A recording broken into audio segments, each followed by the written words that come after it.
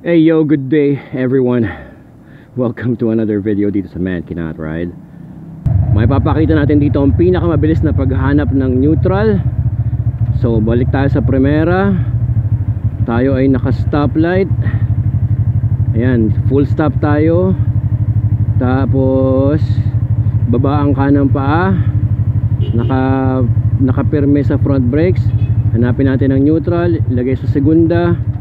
Balik sa Primera. Uy, segunda, ayaw. Yan, ayaw. Okay, sige, half yun.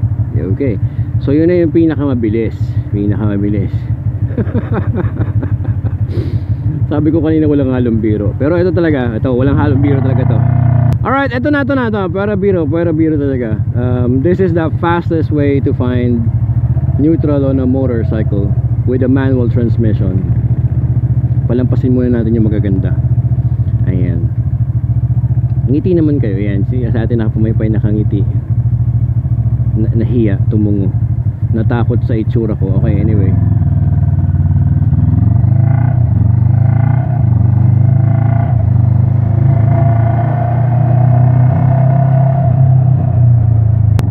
The fastest way to find neutral on a manual transmission on a big bike is don't. Huwag nyo nang hanapin. Kasi kung tutuusin, hindi nyo kailangan gamitin ang neutral on street riding. I'm on first gear, I'll show you. Kapag ganitong mga less than 60 seconds ang stoplight, stay on first gear.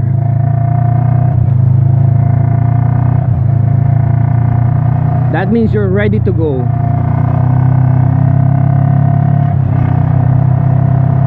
Eto, tamang-tamang example to. Yes, 70 seconds.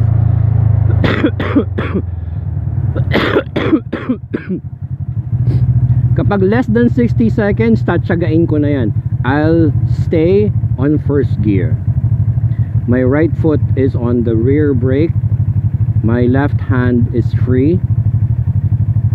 Hindi ko kinakailangan pumirme sa front brakes, kasi kapag nakapirme ka sa front brake sa stoplight tapos may tumama sa'yo sa likod, mas matindi yung bagsak mo kasi nakatukod yung unahan mo.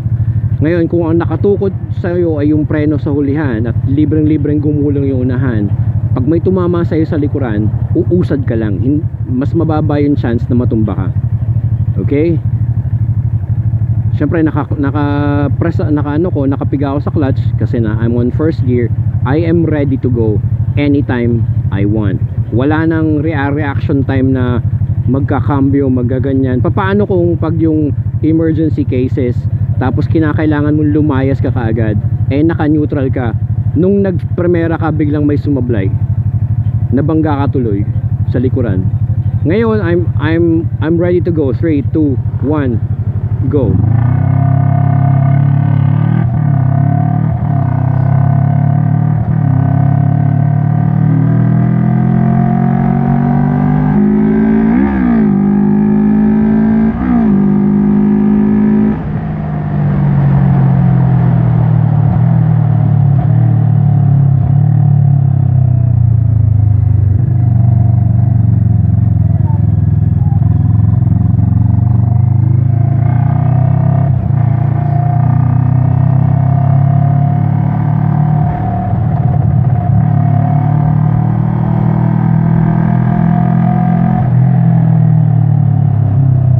Seconds. O yan, mag-neutral ka pa ba nyan? Hindi na. Stay on first gear. You are ready to go. Mas mabilis yung reaction time mo, mas mabilis yung layas mo. It's good for safety. Hindi mo kinakailangan mag-neutral sa lahat ng stoplight sa buong mundo.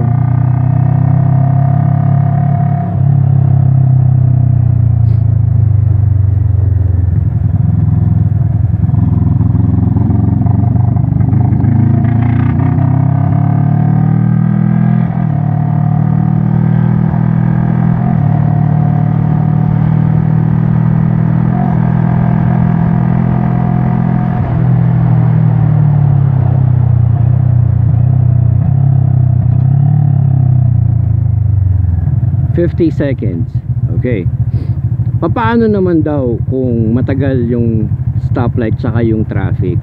Well, the first thing you need to do is to make sure na talagang jump up yung traffic, tapos talagang safe na yung likuran mo, walang tatama sa likuran mo, walang bigla-biglang mangyayari na kinakailangan mong sumibat o lumayas ka kagad. Ngayon, kung ganun ang sitwasyon, tapos yung stoplight is more than 60 seconds, then yes, you can go to neutral and you can rest your hands and your, yeah. Pero ang hindi ko i-recommend is tanggalin niyo yung preno, tanggalin niyo yung kanang paa niyo sa rear brakes. Palaging naka rear brakes. It's for stability. And then your left foot is down on the floor, so this is what you call the left foot down technique. Always on the rear brake, nakapirme.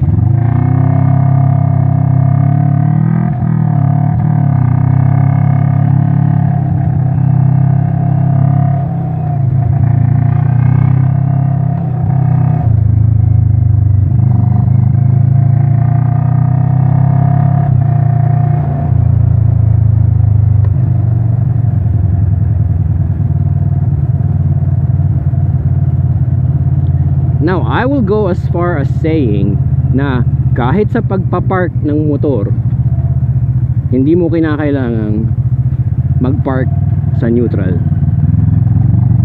This is what I mean.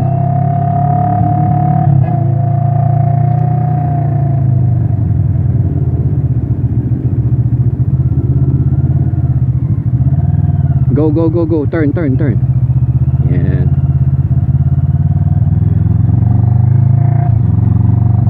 Okay. So, halimbawa titigil ako, I'll park my bike, park it on first gear. Mas ano yun, mas sigurado yun, mas stable yun. Hindi yun gagalaw, hindi yun uusod. Kung nakapark ka ng pataas, of course, okay lang yun kasi yung side stand, 'di ba? Kakayod yun.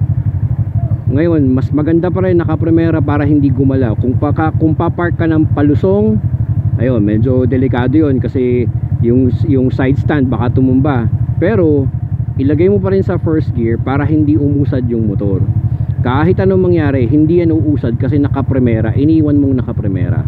Ngayon, paano pagbalik? Ito yung problema ng marami. Pagbalik nila, ang nakaugalian ng maraming riders ay i-start muna yung motor, painitin ng hanggang 5 years bago umandar, which is hindi na naman talaga kinakailangan gawin yun. So ang gusto nila, start muna ang motor nila, saka sila magsusuot ng helmet, gloves, saka sila mag-gear up, saka no, baligtarin nyo na yun. Pagdating nyo sa parking, pag binalikan nyo yung motor nyo, mag-gear up na kayo, ayusin nyo na sarili nyo, visor down, safety na kaagad lahat, tapos saka nyo sakyan motor nyo, tapos pakita ko tayo, wait lang, paparada tayo.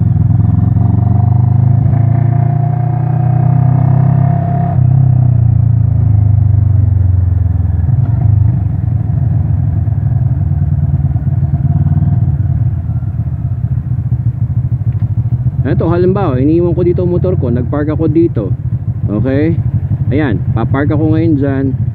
Iiwan ko motor ko, primera. Ayan, primera, patay. After 48 years, balik ako sa motor ko.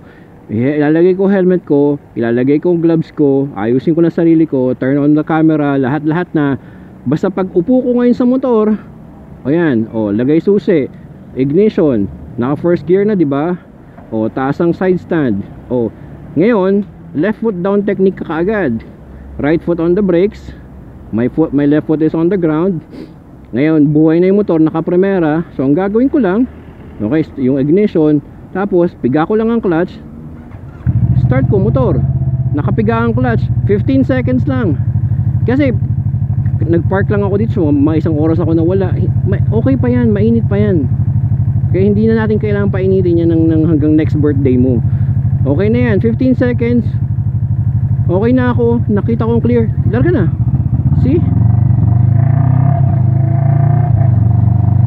Wala nang mga extra movement na kung ano-ano pa man, dahil hahanapin pa yung cambio, magka-cambio pa, mag-shifting pa and everything, which cost time tsaka hindi rin siya efficient. Yan. So hindi ko rin ginagamit ang neutral para mag-park ng motor, kasi mas safe kung I will keep the bike on first gear. So balik tayo sa tanong natin kanina, ano ang pinakamabilis na paraan para hanapin ang neutral sa isang manual transmission ng isang big bike? The short and sweet answer to that is don't. Sige, ikaw muna. Yan. Mas maliit ka sa akin eh. Ang cute naman ng kotse na to. Ang sarap naman ng kotse na to. Just good day. Pero napakamahal niyan. Oh my god, I want this car.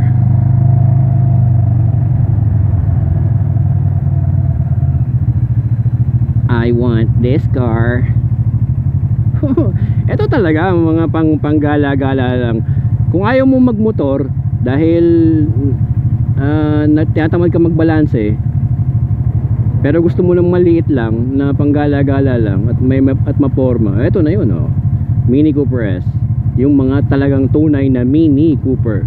Anyway, going back to our topic, ang pinakamabilis na paraan para hanapin ang neutral sa isang manual transmission ng isang big bike is don't. Huwag nyo nang hanapin, huwag nyo na siyang gamitin.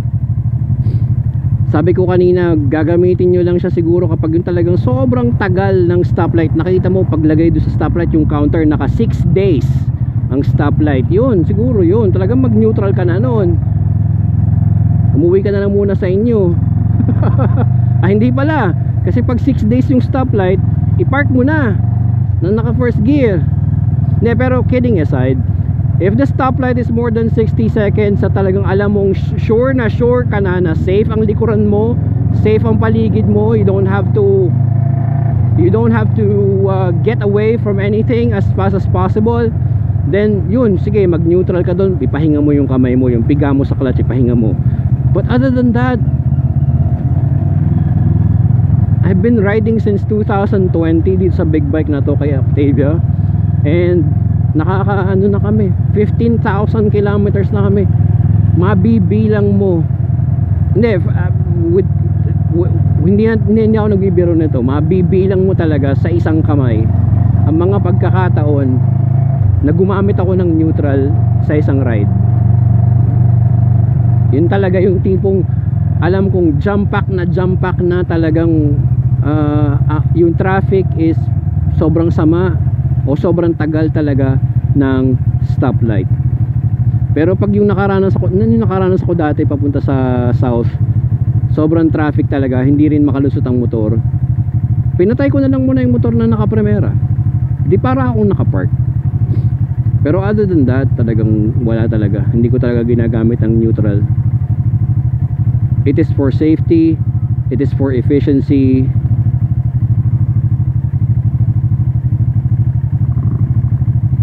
Ako, naniniwala ako parang mas astig yung layas ka kagad, diba? Parang scooter lang.